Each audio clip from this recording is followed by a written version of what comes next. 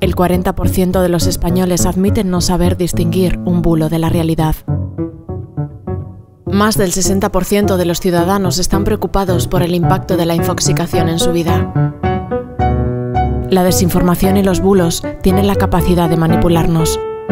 Más de la mitad de nosotros decide sin saber qué es lo que está eligiendo realmente. ¿Quién nos da la información? ¿Qué impacto tiene esto en nuestras vidas? Tú dame información, que ya decidiré yo.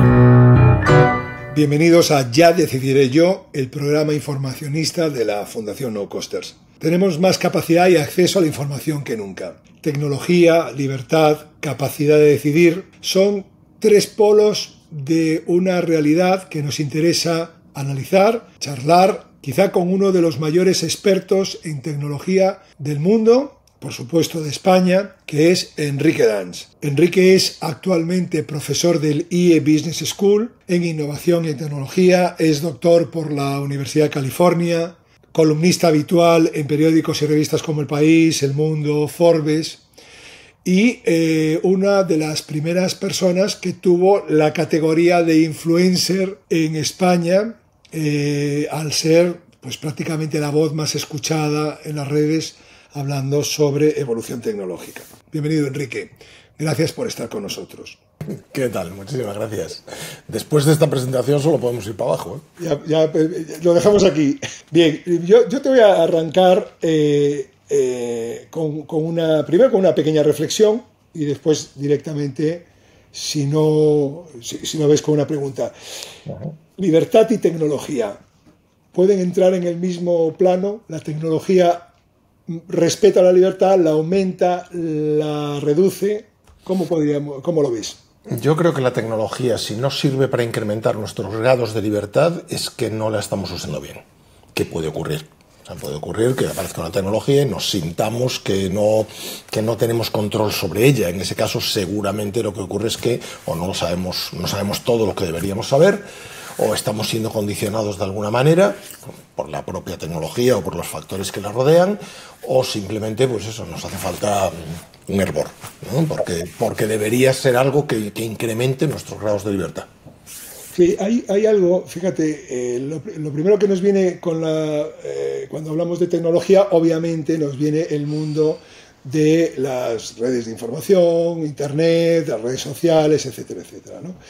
Y para mí hay algo que tengo clavado como persona, como consumidor, que es las cookies, ¿no? Uh-huh. Las cookies han sido el gran invento conceptual, porque le han llamado galletitas, ¿no? Es verdad que conozco el origen un poco, pero no deja de ser un nombre maravillosamente friendly, apetecible, amistoso, y yo siempre le llamé arañas espía, ¿no? Porque realmente no dejan de ser arañas electrónicas que espían lo que haces. ¿Tú con qué te quedas? ¿Con cookies o con arañas espía? Yo con cookies, porque me parece que es algo que simplemente es una solución tecnológica de bajo presupuesto. La cookie es una forma de ponerte un pequeño archivo en tu ordenador, en tu máquina, en tu dispositivo, que no contiene ninguna información personal, cero. Es simplemente un número, ¿no? Pero que se corresponde con el número que ellos tienen en la base de datos, con lo cual lo que refleja es lo que hiciste en las sesiones anteriores, ¿no? Entonces es una forma barata, sencilla, eficiente de generar una persistencia, que está por otro lado en manos del usuario, porque si decide las quiere poner, si quiere las puede borrar, o las puede eliminar, o se puede poner en modo incógnito. El problema es cuando ese mecanismo tan sencillo lo prostituimos. Es decir, cuando esas cookies que quedaban entre el sitio web y yo se convierten en cookies de tercera parte. Es decir, que el que me envía la información a la que yo quiero acceder no es quien me pone la cookie. Quien me pone la cookie es quien me pone el anuncio. Claro. Entonces, como esa red de anuncios, esa red de publicidad no opera solo en esa página, lo que recolecta es mi información a lo largo de todas las páginas de internet que pongan anuncios de esa compañía. Esa es la parte que habría que bloquear, las cookies de tercera parte. Google ha dicho no sé cuántas veces que las va a eliminar, como que ya no las va a aceptar. Si usas Chrome te las sigues comiendo, si usas Brave, si usas Firefox, si usas muchos otros navegadores, no recibes cookies de tercera parte y por lo tanto ya no estás sujeto a un espionaje. Y yo le llamaba arañas espías precisamente no a la primera parte de lo que te bien has explicado, sino a esa araña que te espía tu comportamiento, se vende a terceros y tú no has podido decir que no, porque ahora empieza a haber cierta capacidad de decir no, ¿vale? Pero durante un tiempo era todo un truco. Sí. Era el botón que se te ponía así, aceptar. Bueno, era casi una parodia, ¿no? Sí. A mí me parece que, claro, es muy goloso intentar comerciar con la privacidad, pero la primera palabra que me viene a la mente oyéndote es, digamos que estamos en el momento de empezar a reflexionar seriamente sobre los límites, ¿no? Uh-huh. Sobre cómo se comporta. Primero, porque seguramente el sector tecnológico necesita purificarse y para que sea el crecimiento sano, porque se está generando una fobia a todo esto. O sea, se está generando una paranoia social de gente que cree que sus dispositivos les están espiando en todo momento. Sí. O sea, ¿sabes? La cantidad de gente con bastante cultura que creen que su teléfono les espía cuando están hablando en el bar, o sea, con un amigo. En torno a la tecnología hay dos posturas, ¿no? Hay una, la de todo tiempo pasado fue mejor, y es contraria, y nos alejamos de la perfección, y la de lo mejor está por venir, ¿no? Y es curioso que en el momento, hoy, en el momento que la tecnología está dando el mayor rendimiento social, eso es verdad, pues existe un clima de pesimismo y de todo tiempo pasado fue mejor, importante. ¿Tú cómo lo ves? ¿Estás de acuerdo con esto? ¿Cómo lo ves? ¿Observas algo parecido a lo que estoy diciendo? Yo creo que lo difícil no es tener nueva tecnología, desarrollar nueva tecnología o crear nuevas formas de hacer las cosas. Innovar es inherente al ser humano, acabamos innovando de una manera o de otra, ¿no? Lo difícil es ponerle controles. Y el problema no suele estar en la tecnología, el problema suele estar en la naturaleza humana. Claro. Entonces, claro, la publicidad, por ejemplo, que bien conoces mucho mejor que yo, porque llevas toda una vida profesional dedicada a ella, se hacía muy bien cuando se hacía en medios unidireccionales. Había gran publicidad, ejemplos de publicidad buenísimos en radio, en televisión, en periódicos. Cuando los medios se hacen bidireccionales, la publicidad siente la necesidad de dar un paso más. Y para hacerlo empieza a capturar datos, porque claro, la posibilidad de mirar por el ojo de la cerradura es muy atractiva para todo el mundo. Es muy atractiva para los clientes de las agencias, por ejemplo, ¿no? Entonces el cliente de la agencia le dice, oye, quiero hacer publicidad, pero no la quiero hacer ¡pum!, de esta manera que sé que tiro la mitad de mi inversión publicitaria, ¿no? Como decía el hombre este. No, lo que quiero es hacer publicidad con francotirador, a los que se parecen, a los que son de este tipo y son altos, de ojos azules y viven en tal sitio y se parecen al perfil de mi cliente. Y para hacer eso empezamos a vulnerar de manera brutal la privacidad de los individuos, ¿no? Y al principio parecía que, oye, que no estaba mal. De repente los anuncios te interesaban más. Todos los anuncios a los que te exponías parecía que eran como más propios para tu perfil, ¿no? Pero claro, cuando todo eso lo agregas a nivel de, pues eso, de grandes compañías que no saben solamente lo que has dicho en una campaña o si eres afín a un producto o a un servicio, sino todo lo que haces en la web, nos damos cuenta de que esto ha sido una mala derivación de la tecnología. Y cuando la mitad de la población se vuelve paranoica y piensa que le están espiando en todo momento, mucho más. Yo abogo por volver a una publicidad razonable, que no hace falta que me espíes para ponerme una publicidad que a mí me interesa. Sí, yo en ese sentido suscribo el 100% de lo que acabas de decir. Yo le pongo un hashtag, una etiqueta, persuasión buena. Yo hablo la palabra persuasión, fíjate, ha adquirido un matiz negativo. Tú cuando hablas a la gente de persuasión, parece que es comerle el coco a la gente, manipular, engañar, y precisamente un elemento fundamental de la persuasión es la voluntariedad, claro, y la libertad. O sea, que tú decidas de alguna manera libremente. Básicamente, si tuviese que decir 3 contramedidas, así las más populares, ¿Cuál sería? ¿Cuál recomendarías a los que nos están escuchando? Yo diría un plugin que evite el seguimiento en el navegador, un bloqueador de publicidad y pues no lo sé, adoptar seguramente las medidas de seguridad más lógicas. Es decir, si los sitios te dan la posibilidad de usar verificación de segundo factor, etcétera, pues úsala, ¿no? O sea, no seas un loco que se come todo lo que le lanzan, ¿no? Cuando ya tal, hay un plugin maravilloso que se llama I Don't Care About Cookies, ¿no? Que directamente bloquea todos los malditos las alertas que te saltan cada vez que entras en una página web y que te dice ¿quieres cookies? ¿No las quieres? Déjame en paz. O sea, ponme... Esto me lo instalo pues tan pronto acabemos. Ponme las opciones más restrictivas, pero ni me lo enseñes. No, sácamelo del medio. Yo lo que quiero es acceder a la información, no estar firmando contratos todo el rato. Claro. Porque yo soy de los que va y dice no, y en muchas ocasiones me salgo de ese sitio. Si no me deja seguir, pues me voy y ya está, ¿no? Fíjate, fantástico. Mira, acaba de salir el libro de Yuval Noah Harari, el de Nexus, y he empezado con él, porque es un hombre que admiro doblemente. Lo admiro como científico y como antropólogo, pero lo admiro como escritor. Escribe como Los Ángeles, hay que reconocerlo. Bueno, él en el prólogo hace una mención hacia el cortometraje de Disney de El aprendiz de brujo, el primer cortometraje de gran éxito del mundo de la animación, ¿no? Que tiene la música de Paul Dicka y está basado en una historia de un poema de Goethe que, bueno, pues básicamente lo que viene a contar, lo recuerdo para los que nos estén escuchando y no recuerden bien el corto, que un aprendiz de brujo, cuando su maestro se va, el maestro le encarga unas tareas y él, para no trabajar, pues hace el hechizo, le dice que vaya por el agua a la escoba empieza a ir a por el agua, pero el hombre no sabe pararla. Y entonces empieza a llevarle cubos y cubos de agua y empieza a inundar la casa. Y él no sabe el hechizo de pararla y entonces se le ocurre cortar la escoba. Y entonces tiene 2 escobas que van a por cubos de agua y multiplica por 2 el problema. Y lo cuenta básicamente haciendo una reflexión sobre la inteligencia artificial. Y con un warning: no hagas ningún hechizo que no sepas parar. ¿Cómo ves el mundo de la inteligencia artificial?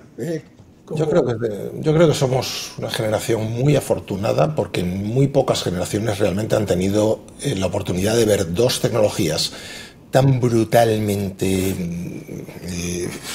no sé, que afectan de una manera tan brutal o que cambian con una capacidad, un potencial de cambio tan brutal como Internet y la inteligencia artificial. O sea, yo Internet lo empecé a conocer cuando de casualidad pues caí en la costa oeste de los Estados Unidos para doctorarme. Ya había dado clases de cómo se accedía a Internet y de 4 chorradas en el IE de enseñarle a los alumnos para qué podía servir eso, pero al llegar allí me di cuenta que lo usaban para todo y oye, pues dediqué mi tesis a eso, mi tesis doctoral, y me dediqué a surfear básicamente la ola de Internet tal. Y sin embargo ahora estoy totalmente convencido de que el potencial de la inteligencia artificial es más elevado que el de Internet.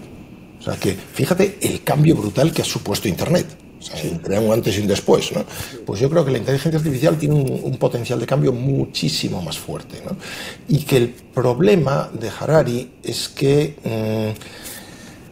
se ha quedado en su análisis en un punto en el cual cree que el desarrollo es lineal, o que el desarrollo es necesariamente algo que trasciende una variable, ¿no? Que es la variable de la intencionalidad o de la motivación. Un algoritmo puede hacer cosas, bueno, al principio hacían solamente una cosa y la hacían muy bien, ¿no? O sea, pues, oye, los primeros algoritmos que empezaron a ganar a Garry Kasparov, ¿no? Al ajedrez, o a jugadores de Go, o a jugadores del Jeopardy, ¿no? O sea, o a un videojuego, ¿no? Esos algoritmos hacían una cosa y la hacían muy bien, ¿no? Y esas cosas que hacían estaban caracterizadas por tener reglas muy definidas. Cuando ahora ya tenemos algoritmos generativos que no hacen una cosa, sino que hacen muchas, y además son capaces de expresarse mejor que el 90 y tantos % de los seres humanos, con más corrección gramatical, con mejor tal, que buscan información mucho mejor que la mayor parte de los seres humanos. Un ser humano hace unas cuantas búsquedas en Google. Esto se mira todos los documentos que tiene en su archivo en el archivo que tiene a su disposición y los que están en Internet recién creados, ¿no?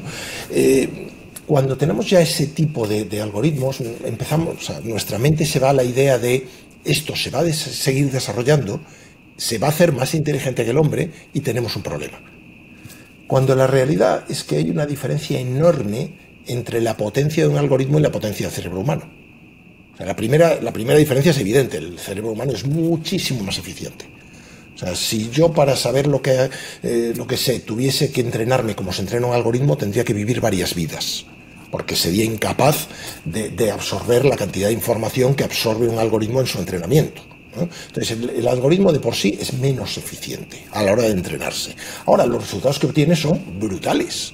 ¿Qué tenemos ahora? Algoritmos capaces de hacer lo que quieras, un podcast, simular un podcast, como el que estamos teniendo tú y yo. O sea, es capaz de hacer lo que quieras. Ahora, lo que no tiene es ni una intencionalidad, ni una... No tiene una... O sea, es como si te levantas por la mañana, metes la tostada en el tostador y de repente miras a ver si está hecha, salta la tostada y te da un ojo. ¿Tú vas a pensar que el tostador te intentó matar? No, vas a pensar que ha habido 4 resortes que han funcionado en el momento inoportuno en el que tú tenías el ojo encima del tostador.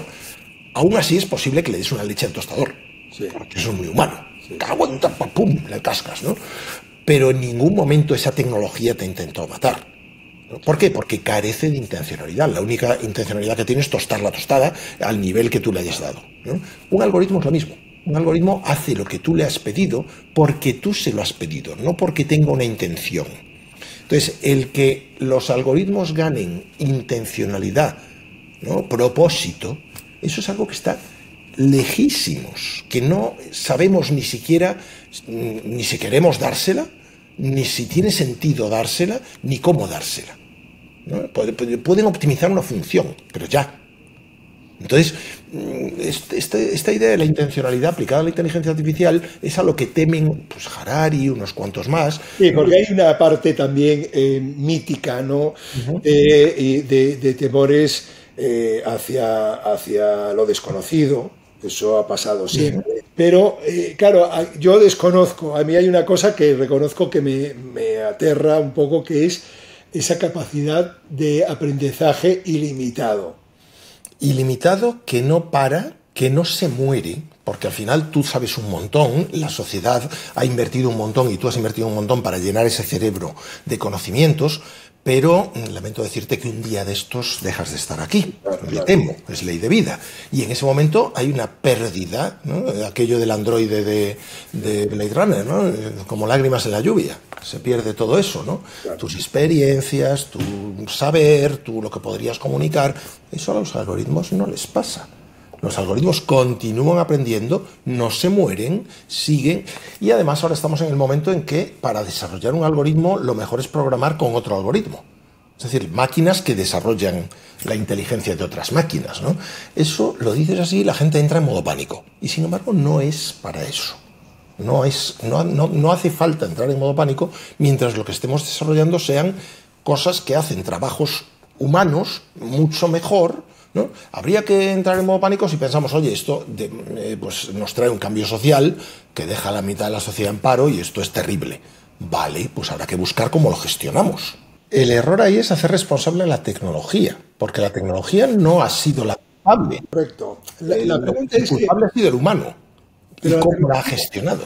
Por ejemplo, en el tema médico, nadie le preocupa que exista un apoyo tecnológico importante. De hecho, pues mi mujer me decía que en el centro médico que ella es la gerente y lo dirige, veía que estaba intentando incorporar ya informaciones de placas, de radiografías hechas por inteligencia artificial.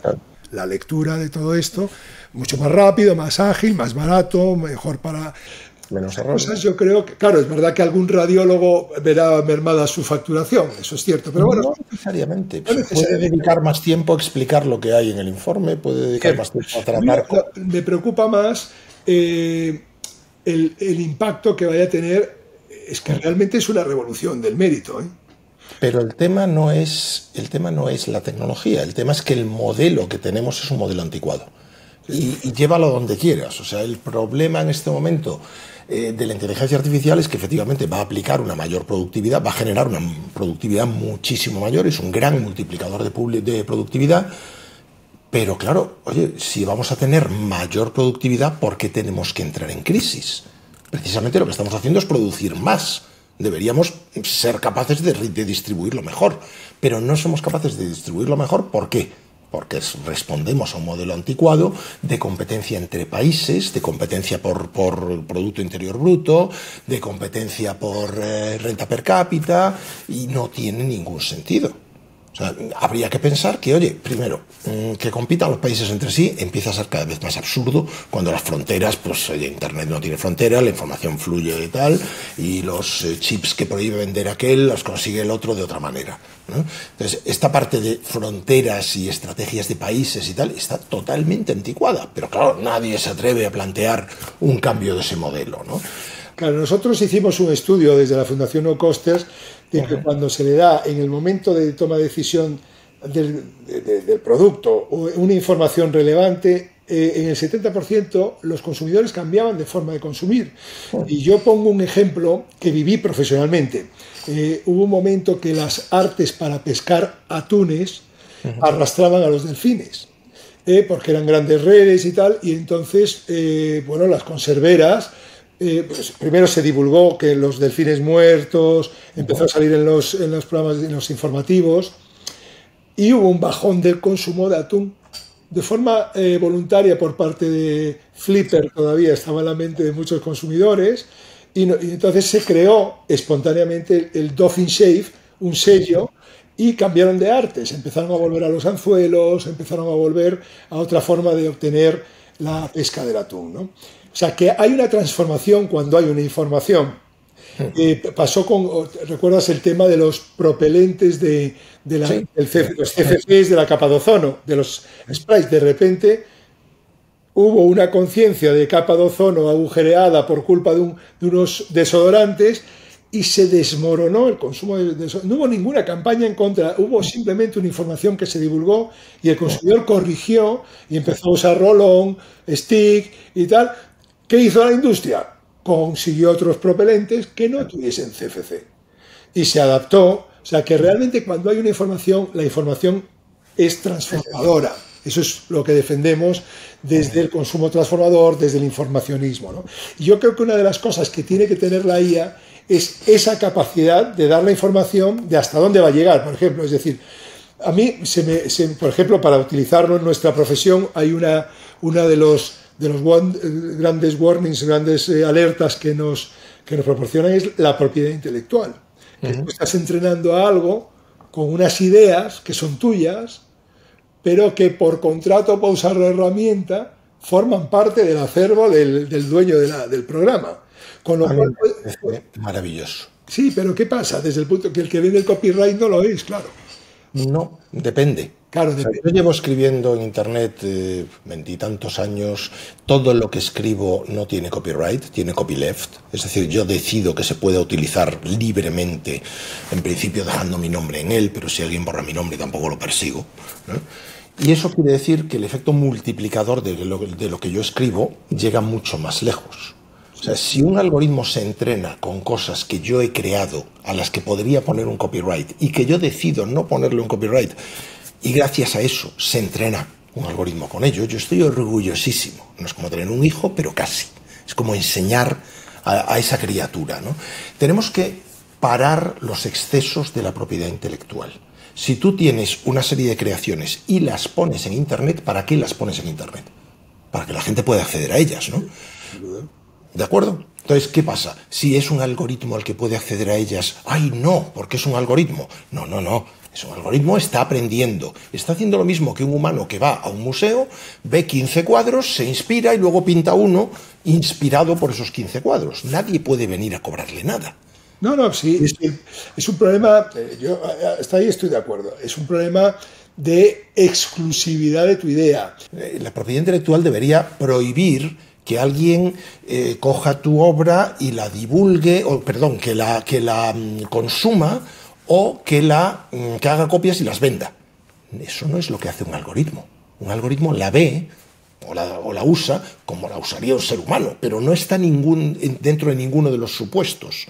No la está consumiendo, porque los algoritmos no consumen, ¿no? Ni pagan por consumir, ¿no? Y no la está popularizando, no la está redistribuyendo. Como no entra en esos supuestos que son los que debería proteger la propiedad intelectual, pues debería ser lo que está en Internet, está en Internet. Sí. Y lo puede ver cualquiera, algoritmos incluidos. El trabajo intelectual, que hasta ahora es el gran valor añadido, está removiendo sus pies de barro, ¿no? Entonces, ¿hasta dónde crees que puede llegar?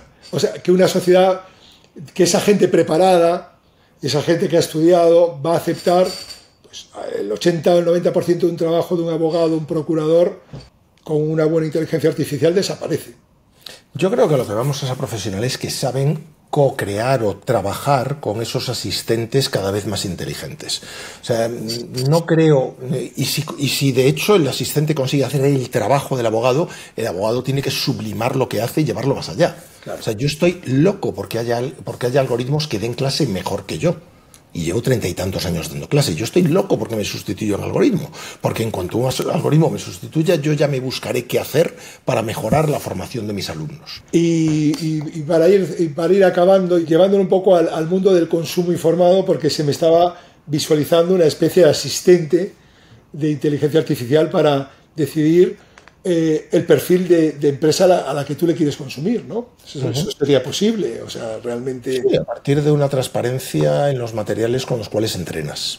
Es decir, como bien sabes, esto ya no es solo una cuestión de etiquetado. O sea, yo puedo etiquetar de una manera, pero luego mis procesos industriales van cambiando y pueden variar. Entonces, creo que tendríamos que tener un flujo de información más o menos constante de cómo funciona la compañía, que no debería ir simplemente al nivel de resultados trimestrales, sino que podría hacer un drill down, una búsqueda más completa de los insumos que consume, de los sueldos que paga, etcétera, a un nivel de transparencia pues, cada vez mayor. Y que eso debería estar en manos de una serie de algoritmos que controlan que efectivamente eso pues prometen lo que cumplen, etcétera, ¿no? Con una base de conocimiento de ese tipo, yo podría pedirle a un algoritmo correctamente entrenado con esa información que me aconseje, por ejemplo, un consumo de algo determinado, de un producto determinado. Claro.